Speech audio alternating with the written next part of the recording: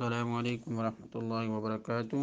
یہ بہن کا سوال ہے، کیا یہ بات درست ہے کہ انار کے ہر دانے میں جنت کا پانی ہے اور اس کے کھانے سے انسان 40 دن تک شیطان سے محفوظ رہتا ہے؟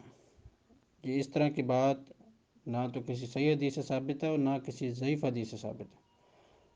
البتہ ایک ضعیف حدیث ملتی ہے کہ تمہارے ہر نار میں جنت کے اناروں میں سے ایک دانہ جو ہے وہ ہر انار میں پایا جاتا ہے، یا اس طرح کہہ لیں کہ ہر انار میں جنت کے انار کا ایک دانہ پایا جاتا ہے۔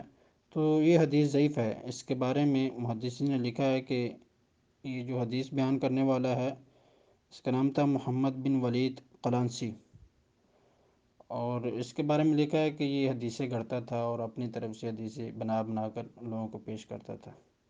تو بہرحال یعنی کہ انار کے بارے میں کوئی فضیلت نہیں ہے کہ اس میں جنت کا پانی ہے، یا اس کو جو کھا لے تو وہ 40 دن تک شیطان سے محفوظ رہتا ہے۔